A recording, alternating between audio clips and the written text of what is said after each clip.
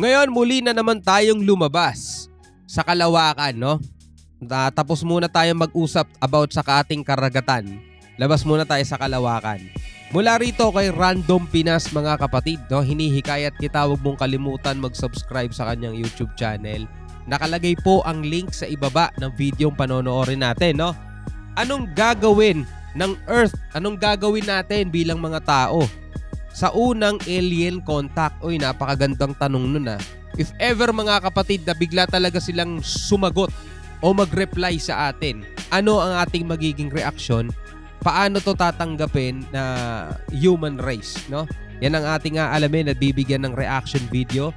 Pero bago yan, syempre, huwag mong kalimutan mag-subscribe. Click mo na rin ang notification bell para ma-notify ka pag may mga bago tayong reaction video na tulad nito. Huwag na natin patagalin pa. Total, wala na rin naman tayong inihintay na panoorin na natin to, mga tol.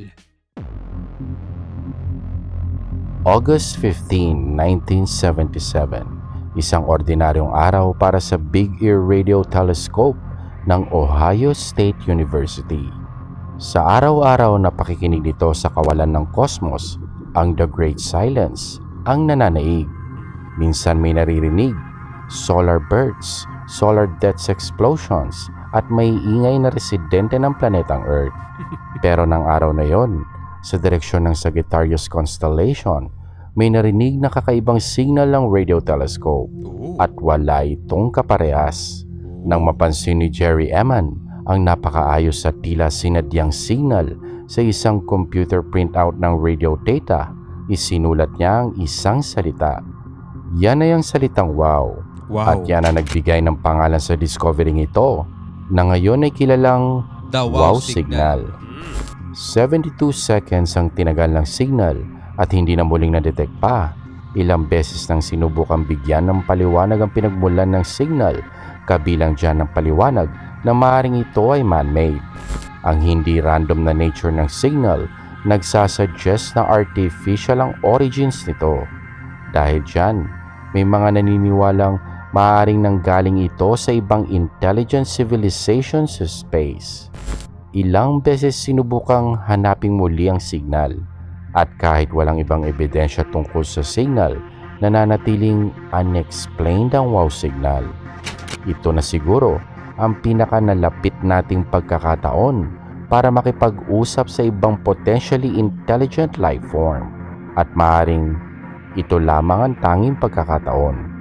Dahil dyan, hindi may iwasang isipin, paano nga kung nagkaroon tayo ng contact sa isang extraterrestrial life form? Paano tayo makikipag-usap sa kanila? At mas magandang tanong siguro, dapat pa nating subukan? Okay, layo muna natin kung ano ang religion na iyong kinabibilangan. Mga kapatid, ikaw bilang isang tao, naniniwala ka ba na may posibilidad na may nabubuhay na intelligent being? Halimbawa, katulad natin mga tol, na nilalang, ang mga tao, marunong mag-isip, may free will, nakakaimbento ng kung ano-ano mga bagay. Halimbawa, mga eroplano, smartphone, smartwatch, TV, computer, katulad nitong ginagamit natin, internet, 'di ba? Naniniwala ka ba na may posibilidad, mga kapatid, sa nilawak-lawak ng universe, sa ibang planeta, sa ibang constellation, sa ibang galaxy, merong katulad natin at mas advanced pa sila dahil nakakabiyahe na sila sa iba't ibang mga planeta, nakakagawa na sila ng mga base nila, at in fact, nakabiyahe na sila dito sa ating planeta. Nung unang panahon pa kung saan ang ating mga ninuno ay mga nakahubad pa, di ba? Mga wala pang mga gadget, yung tipong nagugulat pa sila sa mga bagay na meron tayo ngayon, mga kapatid. Sa madaling salita, naniniwala ka bang may alien? No? Pwede mong i-comment sa ibaba. No? Labas muna kung ano yung mga paniniwala ninyo about sa Bible, about sa ano. Kasi posible naman di ba? Kung ikaw mga kapatid tatanungin, posible naman na may ibang nilalang kasi makapangyarihan ng ating Diyos Hindi imposible sa kanya 'yan, mga tol. Kung maglalagay siya ng ibang mga nilalang, 'di ba? Na nilalang sa ibang planeta na walang kinalaman sa ating Panginoong Hesus. Kasi may mga nilalang nga ritong aso, pusa, baboy, 'di ba? May mga ganyang nilalang nga dito. Minsan may mga nilalang dito sa mundo na kung titingnan mo wala naman talaga silang kwenta, wala naman silang bilang, pero meron silang meron silang existence, 'di ba? So sa ibang planeta, naniniwala ka ba na may nilalang din diyan na nag-evolve at natuto, gumaling, nakagawa ng mga advance at ngayon ay patuloy natin silang hinahanap at nitong nakaraan nga ay iprinesenta sa Mexico ang isang humanoid being na hindi natutugma ang kanyang kalagayan dito sa mga nabubuhay sa ating planeta, mga tol. Naniniwala ka ba? Comment ka sa baba.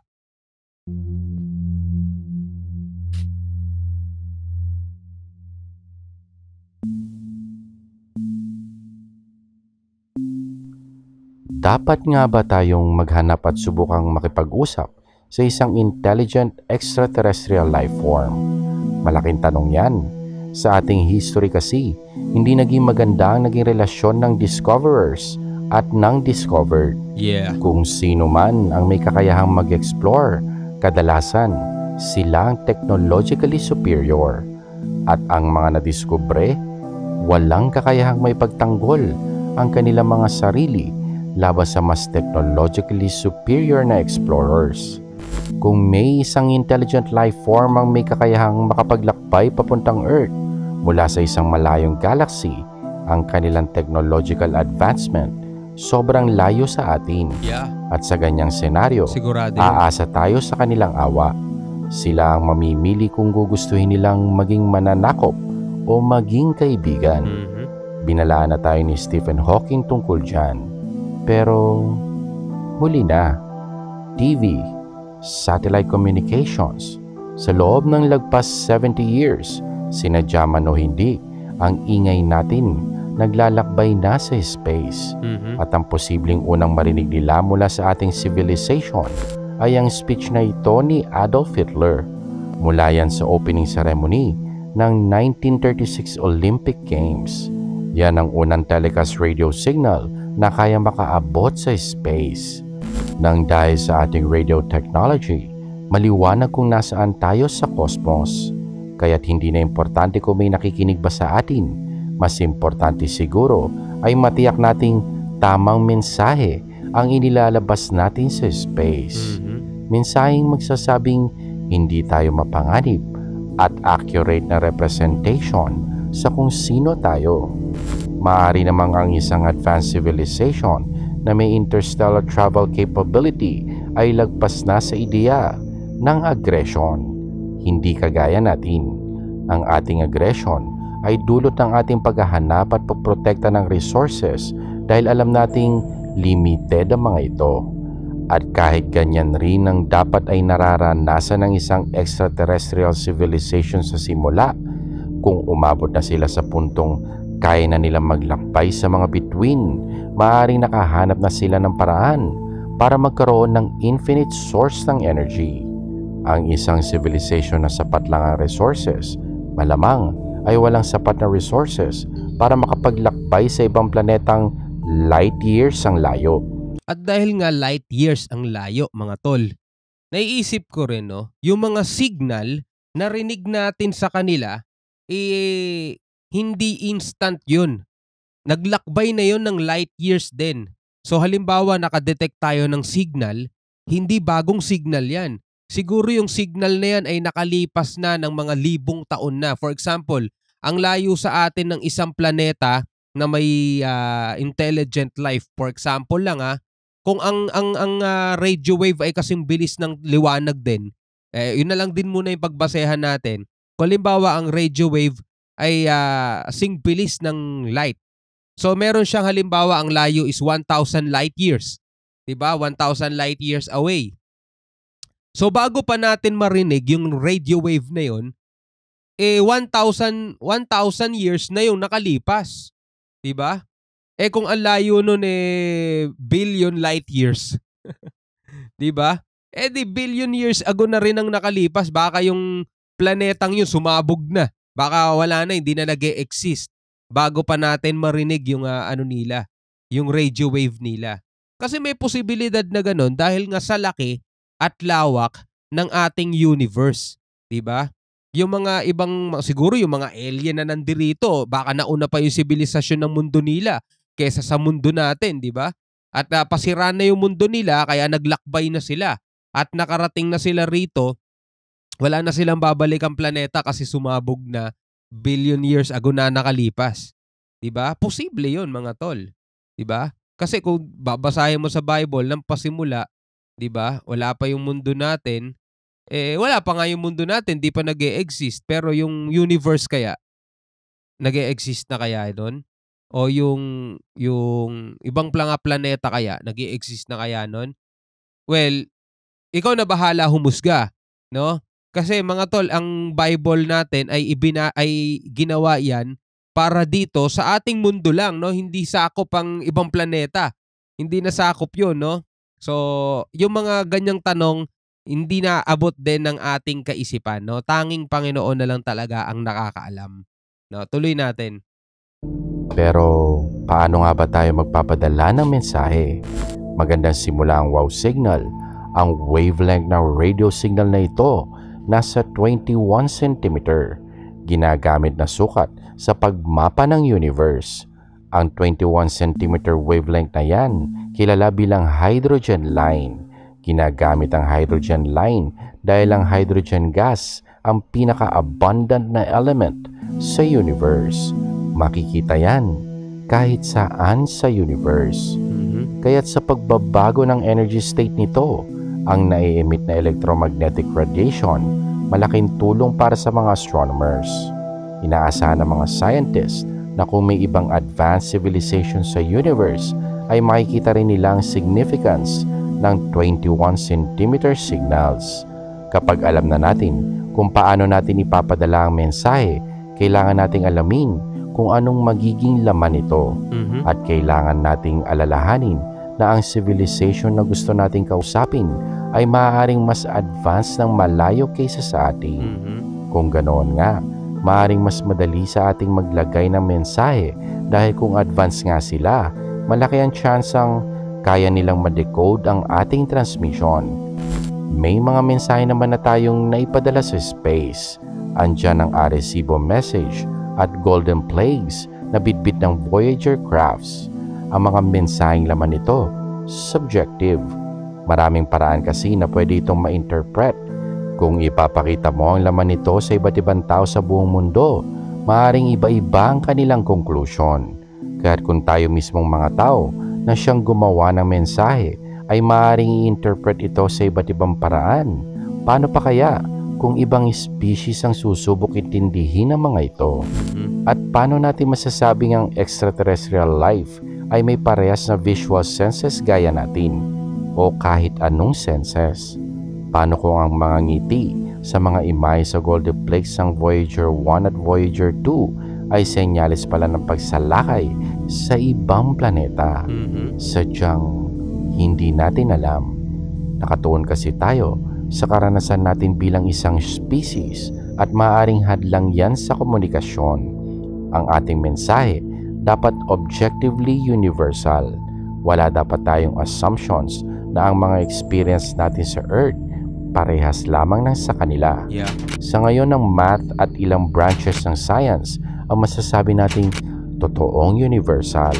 Ibig sabihin ay totoo ito kahit saan pa man tayo pumunta.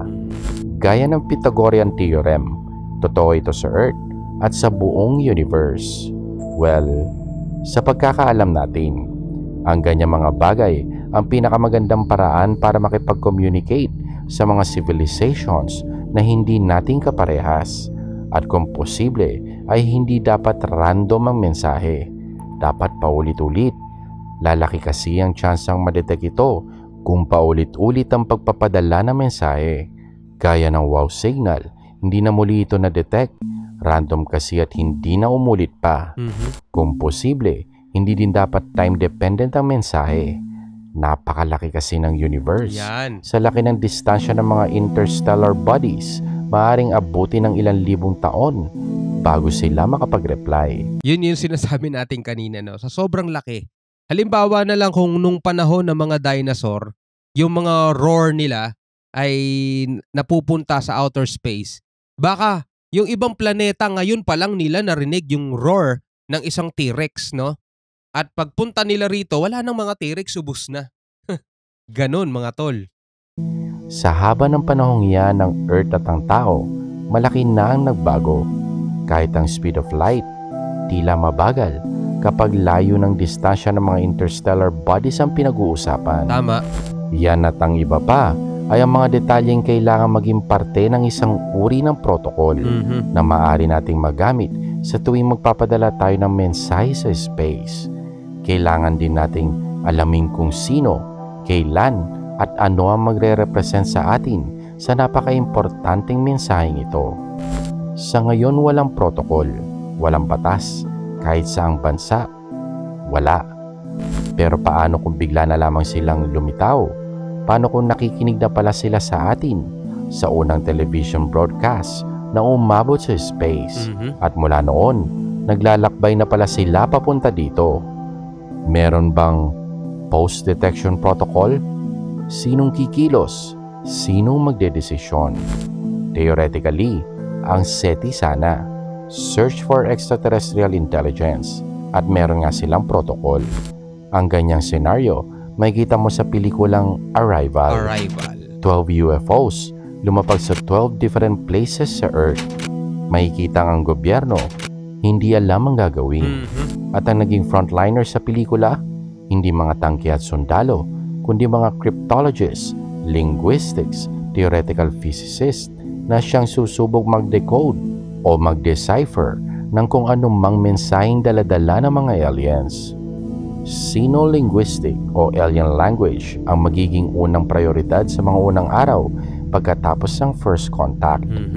Magiging napakahirap ang pag-intindi ng alien language, tila imposible.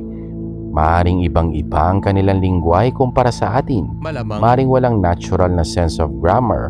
Maaring walang structure, gaya ng sa atin. Bukod pa dyan, problema din ng viral infection. Problema sa atin, problema din sa kanila.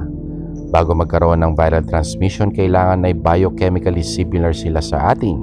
Pero dahil posible, malamang magkaroon ng lockdown sa lugar kung saan sila lumapag. Hindi nga tayo immune sa mga viruses dito sa Earth. Siguradong hindi tayo susugal sa mga viruses na galing sa ibang planeta. Ang epekto ng first contact sa politika, matindi rin. Ang pag-intindi sa mensaheng daladala ng ating bisita, magiging pangunahing political agenda ng mga bansa. Ang first contact, maaaring maging isang destabilizing force sa buong mundo. Kukwestiyonin ng mga relihiyon, gayon din ang siyensya. Ang existence ng isang extraterrestrial species magbubukas ng posibilidad na meron pang iba. Babaguhin ito ang pagkakaintindi natin sa buhay. Pero about sa communication mga kapatid, no? Kung naliligaw lang sila sa outer space at bigla silang lumapag dito, talagang hindi tayo magkakaintindihan. Pero kung meron na silang advanced technology at tayo ay minamatyagan na nila, sapat na ang 7 taon, 5 taon para magkaintindihan na tayo mga tol. Parang sa mga bata lang yan di ba? Kapag edad nagsasalita na halimbawa 5 taon, nagkakaintindihan na kayo, di ba? 10 taon, talaga mas lalo kayo nagkakaintindihan, nakakapag-usap na kayo. 20 years, mas lalong-lalo talaga kayo nakakapag-intindihan na. So kung sila ay nandiyan at nakamasid na sa loob ng 10 taon muna, pinag-aralan yung ating mga salita, kayang-kaya nilang matutunan talaga makipag-communicate sa atin. Matututunan nila yung ating alphabet, matututunan nila yung mga wika natin mga kapatid, no? Kung 10 taon lang sapat na para maunawaan nila yan. Total, advance naman sila. Diba? Baka nga 1 taon lang kung advance naman talaga sila, di ba? Dahil sa walang iisang international protocol para sa ganitong sitwasyon, ang mga bansa magkakanya-kanya at hindi yan maganda. Mananaig ang kagustuhan ng kahit sino pa mang bansa na mauna kahit pa may posibilidad na maging dahilan nito ng ating extinction. Kailangan natin ng post-detection protocol, ngunit hindi ito magiging madali. Hindi ko maisip na magkakasundo ang mga superpowers para sa iisang agenda. Ang mga bansa magkasundo noon, maaaring magkaaway na ngayon. May panahong maayos ang relasyon ng US at Russia pagdating sa space mission, pero pagdating sa pagdisarma ng nuklear, iba ang istorya. Ngunit kung talagang importante ang isang international protocol, bakit wala tayo nito? Well, ito'y may kinalaman sa kung gaano katotoo ang problema. Para kasing hindi tayo makakakita ng extraterrestrial intelligent life form anytime soon. Bukod dyan, napakaraming problema sa mundo. Pero kung ganoon nga, bakit pa gumagastos sa mga bansa ng napakaraming pera para gumawa ng mas malalaking telescope at basta kalimutan na lamang ang posibilidad na maaaring may makita nga tayo? Ang technological efforts tila hindi dahil sa gustong maintindihan ng universe, kundi unahan lamang kompetisyon para sa global supremacy. Yeah. May iba pang posibleng senaryo. Halimbawa, paano kung ang species na makita natin mas mababang intelligence kumpara sa atin? Sa ganyang senaryo, tayo ang discoverer. Tayo ang masusunod. Paano naman kung sintalino lang natin? Sa muli, bago pa man tayo makapag-reply sa isa't isa, maaaring nagbago na tayo o nagbago na sila. O maaaring extinct na parehas. Yeah. Isa pang nakakatakot na posibilidad ay ang binisita na nila tayo sa nakaraan. Paano kung binisita na nila tayo sa ating nakaraan at inoobserbahan na tayo magmula noon? Ang Fermi Paradox, maaaring nangangahulugang nagtatago lamang sila at hindi ibig sabihin ay wala sila. Lahat ng yan ay posibilidad na dapat nating isaalang-alang sa paghahanap natin ng alien life. At kahit tila extremely rare ang buhay sa universe, ang paghahanap sa iba pang anyo ng buhay, ang kagustuhang masagot ang tanong na are we alone ay mas lalong tumitindi. Dahil dyan, patuloy ang sangkatauhan sa paghahanap ng alien life, kahit pa maaaring humantong ito sa ating extinction. Huwag kalimutan mag-like. Alright mga kapatid, talagang punong-puno ng misteryo. Marami pa talaga tayong hindi pa nalalaman at merong mga bagay na sadyang mukhang hindi na talaga natin malalaman hanggang sa huli. No, hanggang sa katapusan na ng daigdig. Hindi talaga sila destined na malaman pa natin mga tol. Hindi natin malalaman yon hanggang hindi dumadating yung pagkakataon na matatapos na nga lang ang mundo, hindi pa natin talaga sila nalalaman. Pero isa lang ang alam ko, no, na hanggang ngayon ay dala-dala natin mga tol, na hindi lang tayo ang nilalang o binigyan ng buhay o intelligent life. Bukod sa atin, meron pang iba, no? Kung ang pinag-uusapan natin mga nabubuhay na hindi dito sa ating mundo, meron pa yung mga anghel sa langit mga tol, at naniniwala akong may langit at naniniwala ako meron pang ibang nilalang doon na hindi natin kapareho. Mga ano sila, mga higher being, mga ganon. So, naniniwala kasi kung may Diyos. At kung naniniwala ka may Diyos, alam mo hindi imposible na magkaroon ng ibang buhay maliban sa atin. Hanggang sa muli mga kapatid, ako nga pala si Shobaldi. Peace out.